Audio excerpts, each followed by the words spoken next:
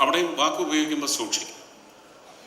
അധസ്ഥിത വിഭാഗം എന്നൊക്കെ പറഞ്ഞാൽ ഇഷ്ടപ്പെടാത്തവരുണ്ട്.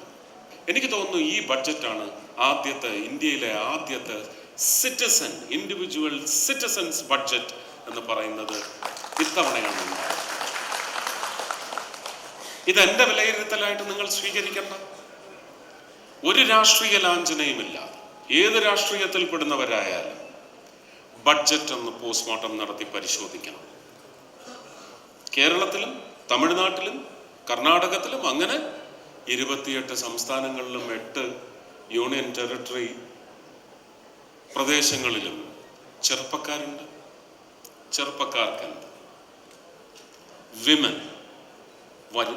വനിതകളുണ്ട്, വനിതകൾക്കെന്ത്, ആരോഗ്യ മേഖലയ്ക്കെന്ത്, എല്ലാവർക്കും, അംബാനിക്കും അദാനിക്കും സുരേഷ് ഗോപിക്കും മോഹൻലാലിനും മമ്മൂട്ടിക്കും അതുപോലെ തന്നെ ശങ്കരേട്ടനും അബ്ദുൽ ഖാദറിനും എല്ലാവർക്കും ആരോഗ്യം എന്ന് പറയുന്നത് അവരുടെ അവകാശമാണ്.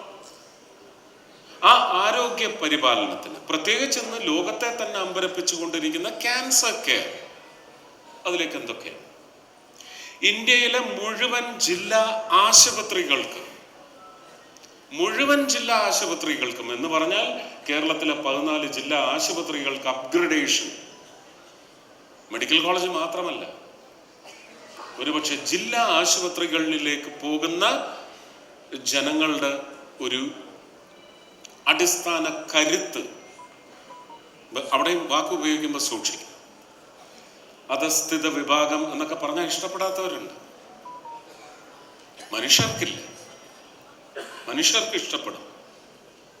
ആ വിഭാഗത്തിന് കൈത്താങ്ങാവേണ്ട ഒരു കേന്ദ്രത്തിലേക്ക് വരുമ്പോൾ എന്താണ് അവിടുത്തെ സജ്ജത? ഇതൊക്കെയുമുണ്ട് എന്ന് പറഞ്ഞതുപോലെ ടൂറിസം രംഗത്തേക്ക് 50 മോസ്റ്റ് ന്യൂ ഡെസ്റ്റിനേഷൻസ് എന്ന് പറയുന്നത് ബഡ്ജറ്റിൽ വകയിരുത്തിക്കൊണ്ട് തന്നെ പ്രഖ്യാപിച്ചിരിക്കുന്നതാണ്.